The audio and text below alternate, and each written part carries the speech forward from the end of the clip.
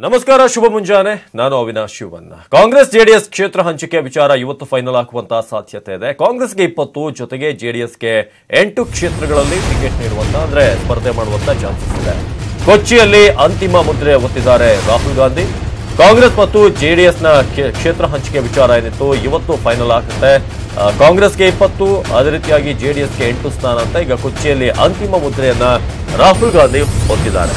ಆ ಮೂಲಕ 10, 12 ಅಂತ ಆರಂಭದಲ್ಲಿ ಸಂಖ್ಯೆಗಳಿತ್ತು. ನಂತರ ಈಗ 8ಕ್ಕೆ ಫೈನಲ್ ಆಗುವಂಥದ್ದು. ಈಗ ಮೈತ್ರಿ ಕ್ಷೇತ್ರ ಸಕ್ಸಸ್ ಆದ ಬಳಿಕ ರಾಜಕೀಯ ಚುರುಕಾಗ್ತಾ ಇದೆ. ಮೈತ್ರಿ ಪಕ್ಷಗಳಲ್ಲಿ ಚುರುಕುಗೊಂಡ ನಾಯಕರ ಚಟುವಟಿಕೆ. ಖಾಸಗಿ ಹೋಟೆಲ್ನಲ್ಲಿ ಸಿಎಂ ಕುಮಾರಸ್ವಾಮಿ ಅವರು ಸಭೆಯನ್ನು ನಡೆಸಿದ್ದಾರೆ, ಮಾತುಕತೆಯನ್ನು ನಡೆಸಿದರು. 8 ಸ್ಥಾನಗಳಲ್ಲಿ ಜೆಡಿಎಸ್ ಸ್ಪರ್ಧೆ ಮಾಡಿದ್ರೆ 20 ಸ್ಥಾನಗಳಲ್ಲಿ ಕಾಂಗ್ರೆಸ್ ಸ್ಪರ್ಧೆ ಮಾಡುತ್ತೆ. ಆದಿಚುಂಚನಗಿರಿ ಮಠಕ್ಕೆ ತೆರಳಿ ಸ್ವಾಮೀಜಿಯ ಜೊತೆ ಚರ್ಚೆಯನ್ನು ನಡೆಸಿದ್ರು. ಹೋಟೆಲ್ನಲ್ಲಿ ಪಕ್ಷದ ನಾಯಕರ ಜೊತೆ ಸಿಎಂ ಅವರು ಚರ್ಚೆಯನ್ನು ಕೂಡ ನಡೆಸಿದ್ರು. ಜೆಡಿಎಸ್ ಕ್ಷೇತ್ರಗಳ ಅಭ್ಯರ್ಥಿಗಳ ಆಯ್ಕೆಯ ಬಗ್ಗೆ ಮಾತುಕತೆ, ಎಲ್ಲೆಲ್ಲಿ ಯಾರನ್ನ ನಿಲ್ಲಿಸಬೇಕು. ಈಗಾಗಲೇ ಹಾಸನ, ಮಂಡ್ಯ ಆಲ್ಮೋಸ್ಟ್ ಫೈನಲ್ ಆದ ಹಾಗಿದೆ. ಇನ್ನು ಉಳಿದಂತ 6 ಕ್ಷೇತ್ರ, ಶಿವಮೊಗ್ಗ ಕೂಡ ಆಲ್ಮೋಸ್ಟ್ ಫೈನಲ್ ಆದ ಹಾಗೆ ಕಾಣ್ತಾ ಇದೆ. ಜೆಡಿಎಸ್ನ ರಾಜ್ಯಾಧ್ಯಕ್ಷ ವಿಶ್ವನಾಥ್ ಜೊತೆಗೆ ಸಚಿವರಾದಂಥ ಜಿಟಿ ದೇವೇಗೌಡ, ಸಾರಾ ಮಹೇಶ್, ಬಂಡೆಪ್ಪ ಕಾಶಂಪುರ್, ಸಂಸದ ಕುಪೇಂದ್ರ ರೆಡ್ಡಿ, ಸಿಎಂ ರಾಜಕೀಯ ಕಾರ್ಯದರ್ಶಿ ಕೋನ್ ರೆಡ್ಡಿ ಸೇರಿದಂತೆ ಹಲವರು ಈ ಒಂದು ಚರ್ಚೆಯಲ್ಲಿ ಭಾಗವಹಿಸಿದ್ದಾರೆ. ಒಟ್ಟು 8 ಸ್ಥಾನಗಳಲ್ಲಿ ಈಗ ಜೆಡಿಎಸ್ ಸ್ಪರ್ಧೆ ಮಾಡುವಂಥದ್ದು. ಏತ ಭೋಜನಕೂಟ ಹೆಸರಲ್ಲಿ ಸಿದ್ದರಾಮಯ್ಯನವರು ಕೂಡ ಚರ್ಚೆಯನ್ನು ನಡೆಸಿದ್ದಾರೆ, ಸಭೆ ನಡೆಸಿದ್ದಾರೆ. ಶಾಸಕ ಎನ್ಎ ಹ್ಯಾರಿಸ್ ನಿವಾಸದಲ್ಲಿ ಸಿದ್ದರಾಮಯ್ಯನವರ ಚರ್ಚೆಯಾಗಿದೆ. ಅಲ್ಪಸಂಖ್ಯಾತರಿಗೆ ಲೋಕಸಭೆ ಟಿಕೆಟ್ ನೀಡುವ ವಿಚಾರದ ಸಭೆ. ಹಾಗಾಗಿ ರಾಜಕೀಯ ಚಟುವಟಿಕೆಗಳು ಬಹಳ ಜೋರಾಗಿದ್ದಾವೆ. ಮುಸಲ್ಮಾನರಿಗೆ ಯಾವ ಕ್ಷೇತ್ರದಲ್ಲಿ ಅವಕಾಶವನ್ನು ಕೊಡಬೇಕು, ಹಲವಾರು ವಿಚಾರದ ಬಗ್ಗೆ ಚರ್ಚೆಯನ್ನ ನಡೆಸಿದ್ದಾರೆ ಸಿದ್ದರಾಮಯ್ಯನವರು. ಮ್ಯಾಗ್ರಾತ್ ರಸ್ತೆಯ ಶಾಸಕ ಹ್ಯಾರಿಸ್ ಅವರ ನಿವಾಸದಲ್ಲಿ ಈ ಒಂದು ಚರ್ಚೆ ಆಗಿದೆ. ಆ ಮೂಲಕ 20:8 ಅನ್ನೋ ಒಂದು ರೇಷಿಯೋ ಈಗ ಫೈನಲ್ ಆಗಿರೋದು. ಈಗಾಗಲೇ ಹೇಳ್ತಿರೋ ಹಾಗೆ ಮಂಡ್ಯ ಮತ್ತು ಹಾಸನದಲ್ಲಿ ನಿಖಿಲ್ ಮತ್ತು ಪ್ರಜ್ವಲ್ ರೇವಣ್ಣ ಅವರ ಹೆಸರಿದ್ರೆ, ಇನ್ನು ಶಿವಮೊಗ್ಗದಿಂದ ಮಧು ಬಂಗಾರಪ್ಪ ಅವರು ಆಲ್ಮೋಸ್ಟ್ ಫಿಕ್ಸ್ ಆಗಿದ್ದಾರೆ. ಇನ್ನು ಉಳಿದಂತ 5 ಕ್ಷೇತ್ರಗಳಲ್ಲಿ ಯಾರ್ಯಾರು ನಿಲ್ತಾರೆ ಅನ್ನೋದು ಪ್ರಶ್ನೆ. ಒಂದ್ ಕಡೆ ಸಿದ್ದರಾಮಯ್ಯನವರು ಮೀಟಿಂಗ್ ಅನ್ನು ನಡೆಸಿದ್ರೆ, ಇನ್ನೊಂದು ಕಡೆ ಮುಖ್ಯಮಂತ್ರಿಗಳು ಕೂಡ ಬಹಳ ಬಿರುಸಾದಂತ ರಾಜಕೀಯ ಚಟುವಟಿಕೆಯಲ್ಲಿ ತೊಡಗಿದ್ದಾರೆ. ಇನ್ನು ಮೈಸೂರು ಕ್ಷೇತ್ರ ಜೆಡಿಎಸ್ ಕೈ ತಪ್ಪಿದ ಹಿನ್ನೆಲೆ ಸಭೆಯಲ್ಲಿ ಅಸಮಾಧಾನ ಮೂಡಿಬಂತು. ಹೊರಹಾಕಿದ್ದಾರೆ ಜಿಟಿಡಿ. ನಾವು ಇಷ್ಟು ಮನವಿ ಮಾಡಿದ್ರು ಕೂಡ ಯಾವುದೇ ಬೆಂಬಲ ಸಿಕ್ಕಿಲ್ಲ. ಎಸ್ಟಿಡಿ ಮುನಿಸು ಮಾಡಿದ್ರೆ ಆಗ್ತಾ ಇತ್ತು. ಮೈಸೂರು ಕ್ಷೇತ್ರ ಜೆಡಿಎಸ್ ಕೈ ತಪ್ಪಿದ್ದಕ್ಕೆ ಈಗ ಜಿಟಿ ದೇವೇಗೌಡರು ಸೇರಿದಂತೆ ಉಳಿದಂತ ಮೈಸೂರು ನಾಯಕರು ಒಂದು ರೀತಿ ಅಸಮಾಧಾನದಲ್ಲಿದ್ದಾರೆ. ನಾವೆಷ್ಟೇ ಪ್ರಯತ್ನ ಮಾಡಿದ್ರು ಕೂಡ ಮೈಸೂರು ಕ್ಷೇತ್ರ ನಮಗೆ ಸಿಗಲಿಲ್ಲ, ಇದು ಸಿಗ್ಬೇಕಾಗಿತ್ತು, ಬಿಟ್ಕೊಡ್ಬಾರ್ದಾಗಿತ್ತು ಅಂತ ನಾವು ಇಷ್ಟು ಮನವಿ ಮಾಡಿದ್ರು ಕೂಡ ಬೆಂಬಲ ಸಿಗಲಿಲ್ಲ. ಎಸ್ಟಿಡಿ ಅವರು ಸ್ವಲ್ಪ ಮನಸ್ಸು ಮಾಡಿದ್ರೆ ಆಗಿರ್ತಾ ಇತ್ತು ಅಂತ ಅವರು ಹೇಳಿದ್ದಾರೆ. ಜಿಟಿಡಿ ಹೇಳಿರೋದು ಅವರೇ ಸ್ಪರ್ಧೆ ಮಾಡುವಂತೆಯೂ ಕೂಡ ಕೇಳಿಕೊಂಡ್ವಿ. ಈಗ ಸಿದ್ದರಾಮಯ್ಯನವರಿಗೆ ಬಿಟ್ಕೊಡ್ಲಾಗಿದೆ. ಇದು ನಿಜಕ್ಕೂ ಸರಿಯಲ್ಲ. ಜೆಡಿಎಸ್ ಗೆಲ್ಲುವಂತ ಎಲ್ಲ ಒಂದು ಪ್ರಿಪರೇಷನ್ಗಳನ್ನ ಅಥವಾ ಎಲ್ಲ ಒಂದು ಲಕ್ಷಣಗಳು ಇತ್ತಲ್ಲಿ, ಸಾಧ್ಯತೆ ಬಹಳ ಜಾಸ್ತಿ ಇತ್ತು. ಮೈಸೂರು ಬಿಟ್ಕೊಟ್ಟಿದ್ದು ಜೆಡಿಎಸ್ಗೆ ದೊಡ್ಡ ಹಿನ್ನಡೆ ಅಂತ ಮೈಸೂರು ಪ್ರಾಂತ್ಯದ ನಾಯಕರು ಹೇಳಿದ್ದಾರೆ. ಮತ್ತೆ ಕ್ಷೇತ್ರದಲ್ಲಿ ಸಿದ್ದರಾಮಯ್ಯನವರು ಪ್ರಭಾವಿ ಆಗ್ತಾರೆ, ಅದಕ್ಕೆ ನಾವೇ ಅವಕಾಶವನ್ನ ಮಾಡಿಕೊಟ್ಟಂತಾಯ್ತು. ಜೊತೆಗೆ ಜೆಡಿಎಸ್ ಸಚಿವರಿಗೂ ಕೂಡ ಮುಂದೆ ಕಷ್ಟ ಇದೆ. ಯಾಕಂದ್ರೆ ಅಲ್ಲಿ ಒಂದ್ ವೇಳೆ ಮೈಸೂರಿನಲ್ಲಿ ಕಾಂಗ್ರೆಸ್ನ ಎಂಪಿ ಬಂದ ಪಕ್ಷದಲ್ಲಿ ಸಿದ್ದರಾಮಯ್ಯನವ್ರನ್ನ ಅಲ್ಲಿ ಕಟ್ ಹಾಕೋದು ಬಹಳ ಕಷ್ಟ ಆಗುತ್ತೆ ಅನ್ನೋದು ಅವ್ರ ಮಾತುಗಳು. ಇನ್ನು ಸಿದ್ದರಾಮಯ್ಯನವ್ರನ್ನ ವಿರೋಧಿಸಿ ಬೆಳೆದಿದ್ವಿ, ಈಗ ಅವರಿಗೆ ನಾವು ಬೆಂಬಲ ಕೊಡಬೇಕು, ಜಿಟಿ ದೇವೇಗೌಡರ ಮಾತು. ಹೊಂದಾಣಿಕೆ ಅನಿವಾರ್ಯ ಎಂದು ಸಿಎಂ ಅವರು ಕೂಡ ಅಲ್ಲಿ ಸಮಾಧಾನ ಮಾಡಿದ್ರಂತೆ. ಏನು ಮಾಡ್ಲಿಕ್ಕಾಗಲ್ಲ, ಯಾಕಂದ್ರೆ ಹಾಸನ, ಮಂಡ್ಯ ಮುಂತಾದ ಕ್ಷೇತ್ರಗಳನ್ನ ಬಿಟ್ಕೊಟ್ಟಿದ್ದಾರೆ. ಜೊತೆಗೆ ಉಳಿದಂತ ಕೆಲವೊಂದಷ್ಟು ಡಿಮ್ಯಾಂಡ್ಗಳು ಹಗ್ಗಜಗ್ಗಾಟ ಇತ್ತು. ಹಾಗಾಗಿ ಮೈಸೂರನ್ನ ಬಿಟ್ಕೊಡ್ಲೇಬೇಕಾಯ್ತು, ಸಮಾಧಾನ ಮಾಡ್ಕೊಳ್ಳಿ, ಎಲ್ಲ ಕೂಡ ಸರಿ ಆಗುತ್ತೆ ಅಂತ. ಒಂದ್ ಕಡೆ ಸಾರಾ ಮಹೇಶ್, ಇನ್ನೊಂದ್ ಕಡೆ ಜಿಟಿ ದೇವೇಗೌಡ, ಇಬ್ಬರಿಗೂ ಕೂಡ ಬಹಳ ಆಸೆ ಇತ್ತು. ಅದರಲ್ಲೂ ಜೆಡಿಎಸ್ ವರಿಷ್ಠ ದೇವೇಗೌಡರೇ ಸ್ಪರ್ಧೆ ಮಾಡಬೇಕು ಅನ್ನೋ ಒಂದು ಆಸೆ ಇತ್ತು. ಅದು ಕೂಡ ಈಗ ಮೋಸ್ಟ್ಲಿ ತಣ್ಣೀರೇರಿಸಿದಂಗೆ ಆಗಿದೆ ಅದಕ್ಕೆ. ಇನ್ನು ಸಕ್ಕರೆ ನಾಡು ಮಂಡ್ಯದಲ್ಲಿ ಲೋಕಸಭೆ ಚುನಾವಣೆ ಕಾವು ದಿನದಿಂದ ದಿನಕ್ಕೆ ರಂಗೇರ್ತಾ ಇದೆ. ಮಂಡ್ಯ ಕ್ಷೇತ್ರ ಇದೀಗ ರಾಜ್ಯದ ಎಲ್ಲಾ ಜನರ ಒಂದು ಚಿತ್ತವನ್ನ ಸೆಳೀತಾ ಇದೆ. ಹೈ ವೋಲ್ಟೇಜ್ ಅನ್ನ ಕೂಡ ಸೃಷ್ಟಿ ಮಾಡಿದೆ. ಅತ್ತ ಸುಮಲತಾ ಅಂಬರೀಶ್ ಭರ್ಜರಿ ಪ್ರಚಾರದಲ್ಲಿ ತೊಡಗಿದ್ರೆ, ಏತ ನಿಖಿಲ್ ಕುಮಾರಸ್ವಾಮಿ ಅವರು ಕೂಡ ಟೆಂಪಲ್ ರನ್ ಮುಂದುವರೆಸಿದ್ದಾರೆ. ಇವತ್ತು ನಿಖಿಲ್ ಕುಮಾರಸ್ವಾಮಿ ಅಧಿಕೃತವಾಗಿ ಮಂಡ್ಯ ಮೈತ್ರಿ ಅಭ್ಯರ್ಥಿ ಎಂದು ದೇವೇಗೌಡರು ಘೋಷಣೆ ಮಾಡ್ತಾರೆ. ಇಂದು ಅಧಿಕೃತವಾಗಿ ನಿಖಿಲ್ ಹೆಸರು ಘೋಷಣೆ. ದೇವೇಗೌಡರಿಂದಲೇ ನಿಖಿಲ್ ಹೆಸರು ಘೋಷಣೆ.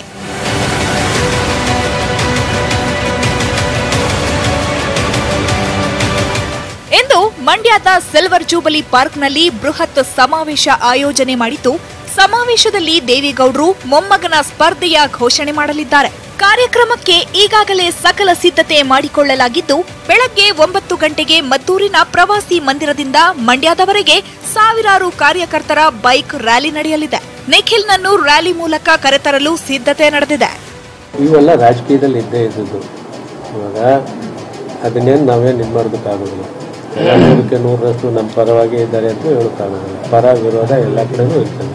ಆದರೆ ನಮಗೆ ಭರವಸೆ ಇದೆ, ನಾವು ಅತಿ ಹೆಚ್ಚಿನ ಅಧಿಕ ಮತಗಳನ್ನು ನಾವು ಪಡಿತೀವಿ ಅನ್ನೋ ಭರವಸೆ ನಮಗಿದೆ.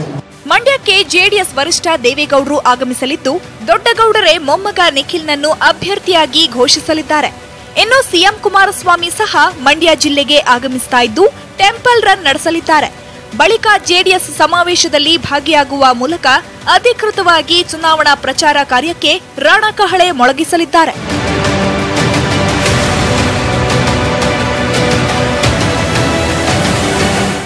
ಸಕ್ಕರೆ ನಾಡಿನ ಲೋಕಸಭೆ ಅಖಾಡದಲ್ಲಿ ಮೈತ್ರಿ ಅಭ್ಯರ್ಥಿಯಾಗಿ ನಿಖಿಲ್ ಕಣಕ್ಕಿಳಿಯೋದು ಪಕ್ಕಾ ಆಗಿದೆ.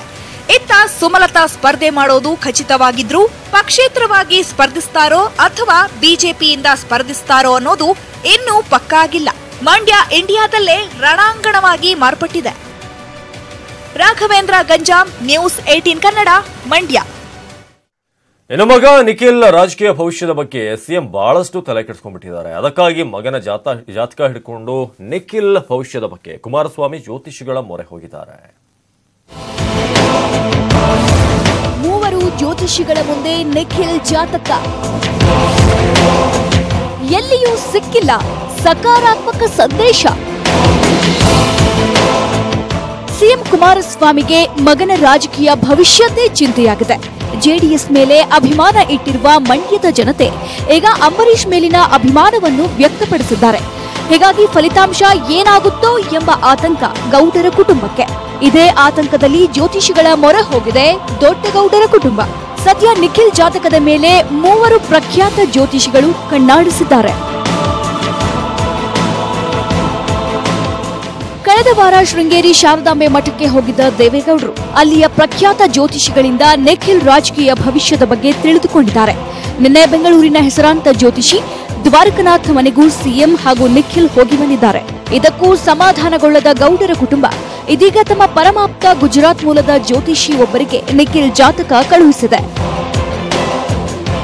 ಅಲ್ಲ, ಮುಖ್ಯಮಂತ್ರಿಗಳು ಹೊಸಬೇಟೆ ಹೊಸದಲ್ಲ, ಹಿಂದೆ ನೋಡಿದ್ದೇನೆ, ಹಿಂದೆನೂ ಪರಿಚಯ ಇದೆ, ಈಗಲೂ ಪರಿಚಯ ಇದೆ. ನಾನು ಎಲ್ಲರೂ ಕೇಳಿದಾಗಲೂ ಹೇಳಿದ್ದೇನೆ, 17ನೇ ಇಸ್ವಿ ಅಕ್ಟೋಬರ್ 17ನೇ ತಾರೀಕು ಹೇಳಿದ್ದೇನೆ, ಈ ರಾಜ್ಯದಲ್ಲಿ ಮುಖ್ಯಮಂತ್ರಿಯಾಗಿ ಕುಮಾರಸ್ವಾಮಿ ಯೋಗ ಇರೋದು ಅಂತ ಹೇಳಿದ್ದೀನಿ. ಅದೇ ನಡೆದಿದೆ. ಯಾವುದಾದ್ರು ಪಕ್ಷ ಇರಲಿ, ಯಾವ ಪಕ್ಷದವರು ಪ್ರಜಾಸುಖವನ್ನು ಕೊಡ್ತಾರೆ ಚೆನ್ನಾಗಿರಬೇಕು ಅಂತ. ಆಮೇಲೆ ಯಾವ ರಾಜರು ಯಾರನ್ನು ಬೀಳ್ಸೋಕ್ಕೆ ಹೋಗಬಾರ್ದು. ಆದರೆ ನನಗೆ ಎಲ್ಲರೂ ಒಂದೇ. ದೇವರ ಮೇಲೆ ಅಪಾರ ನಂಬಿಕೆ ಇಟ್ಟಿರುವ ದೇವೇಗೌಡರ ಕುಟುಂಬ ಇದೀಗ ಜ್ಯೋತಿಷ್ಯದ ಬಗ್ಗೆಯೂ ದೃಷ್ಟಿ ಹರಿಸಿದೆ. ಆದರೆ ಸದ್ಯಕ್ಕೆ ಎಲ್ಲಿಯೂ ನಿಖಿಲ್ ರಾಜಕೀಯ ಭವಿಷ್ಯ ಕುರಿತು ಸಕಾರಾತ್ಮಕವಾದ ಸಂದೇಶಗಳೇನೂ ಸಿಕ್ಕಂತಿಲ್ಲ. ಜನಾರ್ದನ್ ಹೆಬ್ಬಾರ್, ನ್ಯೂಸ್ 18 ಕನ್ನಡ, ಬೆಂಗಳೂರು. ಇನ್ನು ಹಾಸನ ಕ್ಷೇತ್ರವನ್ನ ಮಾಜಿ ಪ್ರಧಾನಿ ದೇವೇಗೌಡ ತಮ್ಮ ಮೊಮ್ಮಗ ಪ್ರಜ್ವಲ್ಗೆ ಅಧಿಕೃತವಾಗಿ ಬಿಟ್ಟುಕೊಟ್ಟು ಘೋಷಣೆಯನ್ನು ಕೂಡ ಮಾಡಿದ್ದಾರೆ. ಹಾಸನದ ಮೂಡಲಹಿಪ್ಪೆಯಲ್ಲಿ ಭರ್ಜರಿ ಚುನಾವಣಾ ಪ್ರಚಾರ ಮಾಡಿದ ದೇವೇಗೌಡರ ಇಡೀ ಕುಟುಂಬ ಕಣ್ಣೀರಿಟ್ಟು ಪ್ರಜ್ವಲ್ ಗೆಲ್ಲಿಸುವಂತೆ ಮನವಿ ಮಾಡಿದೆ. ಮೊಮ್ಮಕ್ಕಳಿಗಾಗಿ ಕಣ್ಣೀರ ಪಾಲಿಟಿಕ್ಸ್, ಗಳಗಳನೆ ಅತ್ತು ಬಿಡ್ತು ಗೌಡರ ಫ್ಯಾಮಿಲಿ.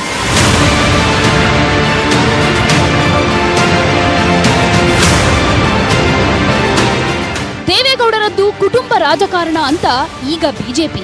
ಈ ಹಿಂದೆ ಅಂದ್ರೆ ದೋಸ್ತಿಗೂ ಮುನ್ನ ಕಾಂಗ್ರೆಸ್ ಪದೇ ಪದೇ ಕಾಲಿಳಿತಾ ಇದ್ವು.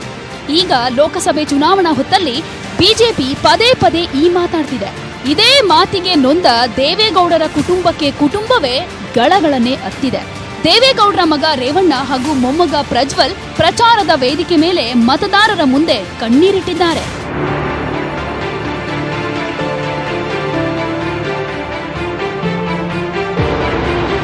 ಕೇವಲ ಅಜ್ಜ ಅಪ್ಪ ಮೊಮ್ಮಗ ಮಾತ್ರ ಅಲ್ಲ, ಅಮ್ಮ ಭವಾನಿ ಹಾಗೂ ಶ್ರವಣ ಬೆಳಗೊಳ ಶಾಸಕ ಬಾಲಕೃಷ್ಣ ಕೂಡ ಗೊಳೋ ಅಂತ ಅತ್ತಿದ್ದಾರೆ. ಹೀಗೆ ಹೊಳೆನರಸೀಪುರದ ಮೂಡಲಹಿಪ್ಪೆಯಲ್ಲಿ ನಡೆದ ಜೆಡಿಎಸ್ ಸಮಾವೇಶ ದೇವೇಗೌಡರ ಕುಟುಂಬದ ಕಣ್ಣೀರಿಗೆ ಸಾಕ್ಷಿಯಾಯಿತು. ಸಮಾವೇಶದಲ್ಲೇ ದೇವೇಗೌಡರು ಹಾಸನದ ಅಭ್ಯರ್ಥಿ ಪ್ರಜ್ವಲ್ ಅಂತ ಘೋಷಣೆ ಮಾಡಿದ್ರು. ಇದೇ ವೇಳೆ ನಾನು ಹಾಸನದಿಂದ ಸ್ಪರ್ಧಿಸಲ್ಲ ಅಂತ ಹೇಳಿದ್ರು. ನಿಮ್ಮೆಲ್ಲರ ಅನುಮತಿಯಿಂದ ನಿಮ್ಮ ಆಶೀರ್ವಾದದೊಂದಿಗೆ ಚೆನ್ನಕೇಶವನ ಆಶೀರ್ವಾದದೊಂದಿಗೆ ನಾನು ಪ್ರಜ್ವಲ್ಗೆ ನಾನು ಚುನಾವಣೆಗೆ ನಿಲ್ಲೋದಿಲ್ಲ ಅಂತ ತೀರ್ಮಾನ ಮಾಡಿದ್ದೆ. ಇದು ಎಂಥ ಮೈತ್ರಿ ಸರ್ಕಾರ? ದೋಸ್ತಿ ಮೇಲೆ ಸಿಟ್ಟಿದ್ಯಾ ಗೌಡರಿಗೆ? ಪ್ರಜ್ವಲ್ ಎಲೆಕ್ಷನ್ಗೆ ನಿಂತ್ರೆ ಕೆಲವರು ಬೇರೆ ಪಕ್ಷಕ್ಕೆ ಹೋಗ್ತೀವಿ ಅಂತಾರೆ. ಇದು ಎಂತಹ ಮೈತ್ರಿ ಸರ್ಕಾರ ಅಂತ ಮಾಜಿ ಸಚಿವ ಎ ಮಂಜುಗೆ ಟಾಂಗ್ ಕೊಟ್ರು ದೇವೇಗೌಡರು. ಪ್ರಜ್ವಲ್ ನಿಂತ್ರೆ ನಾವು ಎದುರಿಸ್ತೀವಿ, ನಾವು ಬೇರೆ ಪಾರ್ಟಿಗೂ, ಕಾಂಗ್ರೆಸ್ ನಾವು ಮೈತ್ರಿ, ಎಷ್ಟು ನಾವು ಎಂಥ ಮೈತ್ರಿ ಇದೆ.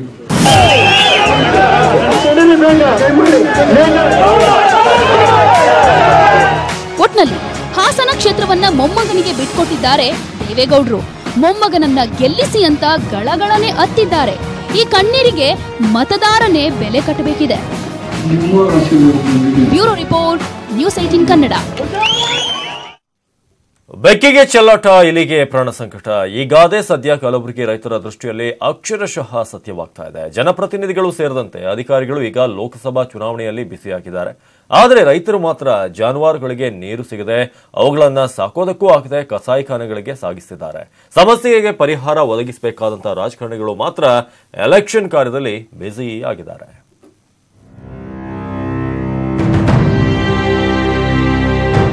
ಬಿಸಿಲ ಬೇಗಿಗೆ ಕರ್ನಾಟಕ ಕೊತಕೊತನೆ ಕುದಿಯುತ್ತಿದೆ. ರಾಜ್ಯದ ಜಲಾಶಯಗಳು ಬೇಸಿಗೆ ಆರಂಭದಲ್ಲೇ ನೀರಿಲ್ಲದೆ ಬರಿದಾಗುತ್ತಿವೆ. ಮಳೆಯ ಕೊರತೆಯಿಂದಾಗಿ ಈ ಬಾರಿ ನಿರೀಕ್ಷಿತ ಬೆಳೆಯೂ ಆಗದೆ ಜಾನುವಾರುಗಳಿಗೆ ಮೇವಿನ ಜೊತೆಗೆ ನೀರಿಗೂ ತತ್ವಾರ ಉಂಟಾಗಿದೆ. ಬಿಸಿಲ ನಾಡು ಕಲಬುರಗಿ ಜಿಲ್ಲೆಯಲ್ಲಿ ಈ ಬಾರಿ ಬರದ ತೀವ್ರತೆ ಹೆಚ್ಚಾಗಿದೆ. ಹೀಗಾಗಿ ಜಿಲ್ಲೆಯ ಜಾನುವಾರುಗಳು ಮಹಾರಾಷ್ಟ್ರದ ಕಡೆ ಮುಖ ಮಾಡಿವೆ. ನಿತ್ಯ ನೂರಾರು ಜಾನುವಾರುಗಳನ್ನ ಮಹಾರಾಷ್ಟ್ರದ ಜಾನುವಾರು ಮಾರುಕಟ್ಟೆಗೆ ತಂದು ಕಟುಕರಿಗೆ ರೈತರು ಮಾರಾಟ ಮಾಡ್ತಿದ್ದಾರೆ. ಹೊಲದಾಗ ಮೇವಿಲ್ರಿ, ತೊಗರಿ ಬಿ ಬೆಳೆದಿಲ್ಲ, ಏನು ಬೆಳೆದಿಲ್ರಿ. ಮೇವಿನ ಕಾಲಾಗ ಮಾರ್ಲಿಕ್ಕೆ ತಂದೇನ್ರಿ ತಗೊಳು. ಮಾರ್ಲಿಕ್ಕೆ ಬಂದ್ರೆ ಹಿಂಗಾಗಿ ಬೀಳ್ತಾರೆ ಮಾಡೋದೇನಂತ ಹೇಳಿ ಅವು 12,000 ಕೇಳಾಗ್ತಾರ ನೋಡ್ರಿ ಸಿಗಡೈತಿವ್ರಿ. ಇನ್ನು ಕಲಬುರಗಿ ಜಿಲ್ಲೆಯ ನೂರಾರು ಹಳ್ಳಿಗಳಲ್ಲಿ ಕುಡಿಯುವ ನೀರಿಗೆ ತತ್ವಾರ ಉಂಟಾಗಿದೆ. ಮೇವು ಕೊರತೆ ಜೊತೆಗೆ ಕುಡಿಯುವ ನೀರಿನ ಸಮಸ್ಯೆ ರೈತರಿಗೆ ದೊಡ್ಡ ಕಂಟಕವಾಗಿ ಮಾರ್ಪಟ್ಟಿದೆ. ರೈತರ ಸಮಸ್ಯೆಗೆ ಸ್ಪಂದಿಸಬೇಕಿದ್ದ ಜನಪ್ರತಿನಿಧಿಗಳು ಚುನಾವಣೆಯಲ್ಲಿ ಬ್ಯುಸಿಯಾಗಿದ್ದಾರೆ. ಲೋಕಸಭಾ ಚುನಾವಣೆ ದಿನಾಂಕ ಘೋಷಣೆಯಾದ ಮೇಲಂತೂ ರೈತರ ಗೋಳನ್ನು ಕೇಳೋರೇ ಇಲ್ಲ ಎನ್ನುವಂತಾಗಿದೆ. ಸರ್ಕಾರ ಇವರು ಚುನಾವಣೆ ಬದಲನೇ ಇಷ್ಟೆಲ್ಲ ಮಾಡ್ತಿರ್ತಾರ, ಆದ್ರೆ ಚುನಾವಣೆ ಆದ ಮೂಲಕ ಹೊಂಟು ಹೋಗಿರ್ತಾರ, ತಮ್ಮದು ಇದ್ರದಾಗೆ ಬಿಜಿ ಇರ್ತಾರ. ಆದ್ರೆ ಒಕ್ಕಲಿಗಾರ ಮ್ಯಾಗ ಏನ್ರಿ ಥೋಡೆಪಾರ ಅವ್ರು ಇದು ಮಾಡಬೇಕು. ಆದ್ರೆ ಒಕ್ಕಲಿಗಾರಿಗೆ ಇವರು ಒಂದರೆ ಹಮಿ ಭಾವ ಕೊಡ್ತಾ ಅಂತಾರ. ಕೇಂದ್ರ ಸರ್ಕಾರ ಜಾಹಿರ್ ಮಾಡ್ತದ. ರೇಟ್ ಏನ್ರಿ 1 लाख ದನ ಇದ್ದರೂ 40,000 ಹೋಗ್ತದೆ. 40 ದನ ಇದ್ದರೂ 15-20 ಹೋಗ್ತದೆ, ಹೊರಡ್ತಾವೆ. ಲಾಸ್ ದುನಿಯಾದ ಲಾಸ್ದಾಗ ದನಗಳು ಮಾರ್ತಾರೆ. ಒಟ್ಟಾರೆ ಬೇಸಿಗೆ ವೇಳೆಯೇ ಲೋಕಸಭಾ ಚುನಾವಣೆ ಬಂದಿರೋದು ರೈತರ ಗಾಯದ ಮೇಲೆ ಬರೆ ಎಳೆದಂತೆ ಮಾಡಿದೆ. ತೀವ್ರ ಬರಗಾಲದಿಂದ ತತ್ತರಿಸಿ ಜಾನುವಾರು ಕಸಾಯಿಖಾನೆ ಪಾಲಾಗುತ್ತಿದ್ರೂ ರೈತರ ಗೋಳನ್ನು ಕೇಳುವವರೇ ಇಲ್ಲದಂತಾಗಿದೆ. ಮೇವಿಲ್ಲದ ನೀರಿಲ್ಲದೆ ಕರ್ನಾಟಕದ ಜಾನುವಾರುಗಳು ಮಹಾರಾಷ್ಟ್ರದ ಕಸಾಯಿಖಾನೆ ಪಾಲಾಗಲಿಸಿದ್ದೇವೆ. ಈಗಲಾದರೂ ಸರ್ಕಾರ ಎಚ್ಚೆತ್ತು ಜಾನುವಾರುಗಳನ್ನು ರಕ್ಷಿಸುವ ಮೂಲಕ ರೈತರಿಗೆ ಬೆಂಬಲವಾಗಿ ನಿಲ್ಲುವಂಥ ಪ್ರಯತ್ನ ಮಾಡಬೇಕಿದೆ. Camera G Kumar Gajarte, Shivarama Sande, news 18 Kannada, Kalaburagi. ಆತ ಹೇಳಿ ಕೇಳಿ ಜನಪ್ರತಿನಿಧಿ, ಆದರೆ ಜನರಿಗೆ ಸಹಾಯ ಮಾಡೋದು ಬಿಟ್ಟು ಬೇರೆಲ್ಲ ಮಾಡಿದ್ದಾನೆ. ನಂಬಿ ಬಂದ ಮಹಿಳೆಯನ್ನ ತನ್ನ ಕಾಮತೃಷಿಗೆ ಬಳಸಿಕೊಂಡು ಈಗ ದೂರ ಮಾಡಿದ್ದಾನೆ. ನೊಂದ ಮಹಿಳೆ ಈಗ ಪೊಲೀಸ್ ಠಾಣೆ ಮೆಟ್ಟಿಲೇರಿದ್ದು ನ್ಯಾಯಕ್ಕಾಗಿ ಕಣ್ಣೀರಿಡ್ತಿದ್ದಾಳೆ. ಜನಪ್ರತಿನಿಧಿಯ ಕರ್ಮಕಾಂಡ ಎಲ್ಲಿದೆ ನೋಡಿ. ಗ್ರಾಮ ಪಂಚಾಯಿತಿ ಉಪಾಧ್ಯಕ್ಷನ ಕರ್ಮಕಾಂಡ. ಮಹಿಳೆಯನ್ನ ಕದ್ದು ಮುಚ್ಚಿ ಮದುವೆಯಾಗಿ ಮೋಸ. ನ್ಯಾಯಕ್ಕಾಗಿ ಅಂಗಲಾಚುತ್ತಿದ್ದಾಳೆ ಮಹಿಳೆ. ಹೀಗೆ ಬೆಡ್ ಮೇಲೆ ನರಳುತ್ತಾ ಚಿಕಿತ್ಸೆ ಪಡಿತಾ ಇರೋ ಈಕೆಯ ಹೆಸರು ಶ್ರೀದೇವಿ. ಬೆಳಗಾವಿ ತಾಲೂಕಿನ ಕಾಕತಿ ಗ್ರಾಮದ ನಿವಾಸಿ. ಮಹಿಳೆಯ ಈ ಸ್ಥಿತಿಗೆ ಕಾರಣ ಅದೇ ಪ್ರೀತಿ ಪ್ರೇಮ.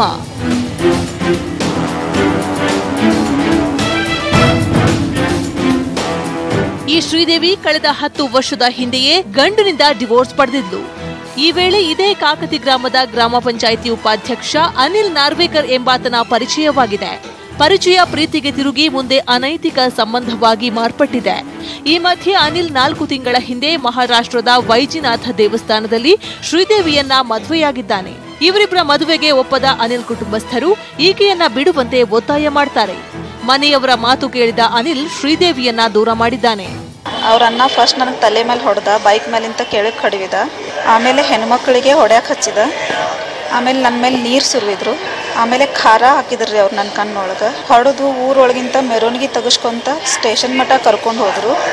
ಸಿಗ್ನೇಚರ್ ಮಾಡಿಕೊಡಂಥೇಳಿ, ಏನೇ ಸಂಬಂಧ ಇಲ್ಲ, ನೀ ಮದುವೆ ಆಗಿಲ್ಲ ಅಂಥೇಳಿ ಸಿಗ್ನೇಚರ್ ಮಾಡಿಕೊಡು, ನಿನ್ನ ಕಡೆ ಏನೂ ಪ್ರೂಫ್ ಇಲ್ಲ ಅಂಥೇಳಿ ಸಿಗ್ನೇಚರ್ ಮಾಡಿಕೊಡಬಾ ಅಂಥೇಳಿ ನಾನು ಎಳ್ಕೊಂಡು ಹೋದ್ರಿ. ಇಷ್ಟಾದರೂ ಶ್ರೀದೇವಿ ಅನಿಲ್ ಸಂಪರ್ಕಕ್ಕೆ ಯತ್ನಿಸ್ತಾಳೆ. ಆತನ ಮನೆ ಬಳಿ ಹೋಗಿ ನ್ಯಾಯಕ್ಕಾಗಿ ಅಂಗಲಾಚುತ್ತಾಳೆ.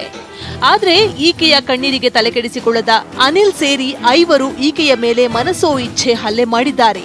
ಹಲ್ಲೆಯಿಂದ ತೀವ್ರವಾಗಿ ಗಾಯಗೊಂಡ ಶ್ರೀದೇವಿಗೆ ಜಿಲ್ಲಾಸ್ಪತ್ರೆಯಲ್ಲಿ ಚಿಕಿತ್ಸೆ ನೀಡಲಾಗ್ತಿದೆ.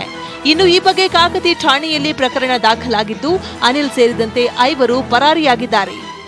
ಈ ಸಂಬಂಧ ಅನಿಲ್ ನಾರ್ವೇಕರ್ ಅವರ ಮನೆ ಬಳಿ ಶ್ರೀದೇವಿಯರು ಕೆಲವು ವಿಷಯ ಮಾತನಾಡಲಿಕ್ಕೆ ಹೋದಾಗ ಅನಿಲ್ ನಾರ್ವೇಕರ್ ಮತ್ತು ಇತರ 4 ಜನರು ಸೇರಿ ಶ್ರೀದೇವಿಯರ ಮೇಲೆ ಹಲ್ಲೆಗೈದು ಅವರಿಗೆ ತೀವ್ರತರವಾದ ಗಾಯವನ್ನು ಮಾಡಿದ್ದಾರೆ ಅಂತ ಈ ಕಾಕತಿ ಪೊಲೀಸ್ ಠಾಣೆಯಲ್ಲಿ ಒಂದು ಪ್ರಕರಣ ದಾಖಲಾಗಿದೆ. ನಾವು ಈಗಾಗಲೇ ಪ್ರಕರಣವನ್ನು ದಾಖಲಿಸಿಕೊಂಡು ತನಿಖೆಯನ್ನು ಮಾಡ್ತಾ ಇದ್ದೀವಿ. ಈ ವಿಷಯದಲ್ಲಿ ಸಂಪೂರ್ಣ ತನಿಖೆ ಆದ ನಂತರ ಆರೋಪಿಗಳನ್ನು ಬಂಧಿಸುವ ಬಗ್ಗೆ ಅಥವಾ ಇತರ ವಿಚಾರ ಬಗ್ಗೆ ನಿರ್ಧಾರ ತೆಗೆದುಕೊಳ್ಳಿ. ಸದ್ಯ ಶ್ರೀದೇವಿ ಕುಟುಂಬಸ್ಥರು ಆಕೆಯನ್ನ ಹೊರಹಾಕಿದ್ದಾರೆ. ನಂಬಿಸಿ ಮದುವೆಯಾದ ಅನಿಲ್ ಕೂಡ ಈಕೆಯನ್ನ ನಡುಬೀದಿಯಲ್ಲಿ ಕೈಬಿಟ್ಟಿದ್ದಾನೆ.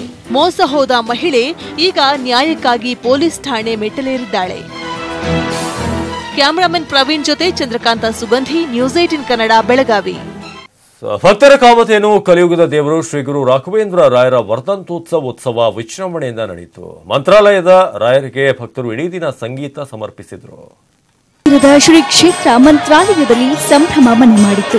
ಸಾವಿರಾರು ಭಕ್ತರು ಗುರುರಾಯರ ದರ್ಶನ ಪಡೆದರು. ಬಂದಿದ್ದ ಭಕ್ತರಲ್ಲಿ ಗುರುರಾಯರ ಭಜನೆಗಳು ಭಕ್ತಿಯ ಪರಿಯನ್ನ ಇನ್ನಷ್ಟು ಹೆಚ್ಚಿಸಿತ್ತು.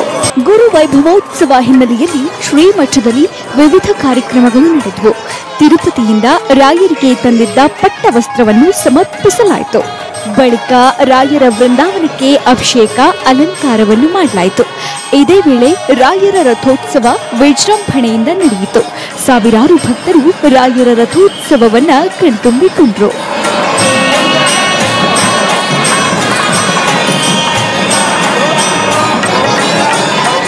ತನ್ನ ವಿಶೇಷ ಸಂಚಾರವಾಗಿ ವಸ್ತ್ರ ರೂಪದಿಂದ ಇಲ್ಲಿಗೆ ಪ್ರಸಾದವಾಗಿ ಬಂದು ಗುರುಗಳಿಗೆ ಸಮರ್ಪಿಸಿ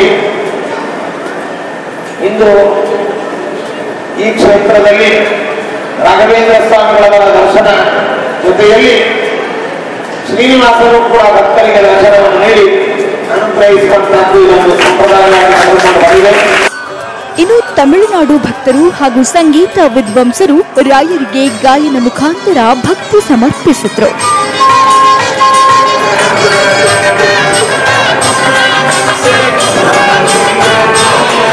ವಾತಾವರಣನೇ ತುಂಬಾ ಆಹ್ಲಾದಕರವಾಗಿದೆ. ಇಲ್ಲಿ ಒಳ್ಳೆ ಭಕ್ತಿ ಇತ್ತು. ಇವತ್ತಿಗೆ 424 ವರ್ಷಗಳಾಗಿವೆ ರಾಯರು ಹುಟ್ಟಿ. ಅವರು ಭುವನಗಿರಿ ಅಂತ ತಮಿಳುನಾಡಿನಲ್ಲಿ ಹುಟ್ಟಿದ್ರು. ಗುರುಗಳು ಅಂದ್ರೆ ಈಗ ಕಲಿಯುಗದಲ್ಲಿ ರಾಯರು ಒಬ್ಬರೇ. ಅಂತವರ ದರ್ಶನ ಮಾಡೋದಕ್ಕೆ ನಾವು ಪುಣ್ಯ ಮಾಡಿದ್ವಿ ಇವತ್ತು. ಶ್ರೀ ರಾಘವೇಂದ್ರ ಸ್ವಾಮಿಗಳ 424ನೇ ವರ್ಧಂತೋತ್ಸವ ವಿಜೃಂಭಣೆಯಿಂದ ನಡೆಯಿತು. ಕ್ಯಾಮರಾಮ್ಯಾನ್ ಮೊಹಮ್ಮದ್ ಜಿಲಾನಿಯೊಂದಿಗೆ ಶರಣಪ್ಪ ಬಾಚಲಾಪುರ, ನ್ಯೂಸ್ 18 ಕನ್ನಡ, ರಾಯಚೂರು. ಅಲಂಕಾರ ಪ್ರಿಯ ಉಡುಪಿ ಶ್ರೀಕೃಷ್ಣನ ಮೆರುಗು ಮತ್ತಷ್ಟು ಹೆಚ್ಚಲಿದೆ. ಮಾಧ್ವ ಪರಂಪರೆಯ 800 ವರ್ಷಗಳ ಇತಿಹಾಸದಲ್ಲಿ ಹೊಸ ಮೈಲಿಗಲ್ಲು ಸ್ಥಾಪಿಸಲು ಪರ್ಯಾಯ ಶ್ರೀಗಳು ತೊಟ್ಟಿದ್ದ ಸುವರ್ಣ ಗೋಪುರ ಸಂಕಲ್ಪಕ್ಕೆ ಅಧಿಕೃತ ಚಾಲನೆ ಸಿಕ್ಕಿದೆ. ಗೋಪುರಕ್ಕೆ ಚಿನ್ನದ ಲೇಪನ ಕಾರ್ಯ ಆರಂಭವಾಗಿದೆ. ಉಡುಪಿ ಶ್ರೀಕೃಷ್ಣನಿಗೆ ಇಷ್ಟರವರೆಗೆ ಇದ್ದ ತಾಮ್ರದ ಹೊದಿಕೆ ಇನ್ನು ಮುಂದೆ ಚಿನ್ನದ ಹೊದಿಕೆಯಾಗಿ ಬದಲಾಗಿದೆ. 2.5 ತಿಂಗಳಲ್ಲಿ ಸ್ವರ್ಣ ಗೋಪುರ ನಿರ್ಮಿಸಿಯೇ ಸಿದ್ಧ ಎಂದು ವಿದ್ಯಾಧೀಶ ತೀರ್ಥರು ಸಂಕಲ್ಪ ತೊಟ್ಟಿದ್ದಾರೆ. ಅದರಂತೆ ಭಕ್ತರು ಕೂಡ ಚಿನ್ನದ ನಾಣ್ಯಗಳನ್ನ ಸಮರ್ಪಿಸಿದ್ದಾರೆ. ಭಕ್ತರು ಸಮರ್ಪಿಸಿದ ಚಿನ್ನದ ನಾಣ್ಯಗಳು ಇನ್ಮುಂದೆ ಗೋಪುರದಲ್ಲಿ ಕಂಗೊಳಿಸಲಿದ್ದು, 2 ತಿಂಗಳಲ್ಲಿ ಗೋಪುರಕ್ಕೆ ಸ್ವರ್ಣ ಲೇಪನ ಕಾರ್ಯ ಪೂರ್ಣಗೊಳ್ಳಲಿದೆ. ಇದಕ್ಕೆ ಪೂರ್ವಭಾವಿಯಾಗಿ ಹಲವು ಧಾರ್ಮಿಕ ಕಾರ್ಯಗಳು ಕೃಷ್ಣ ಮಠದಲ್ಲಿ ನಡೆಯಿತು.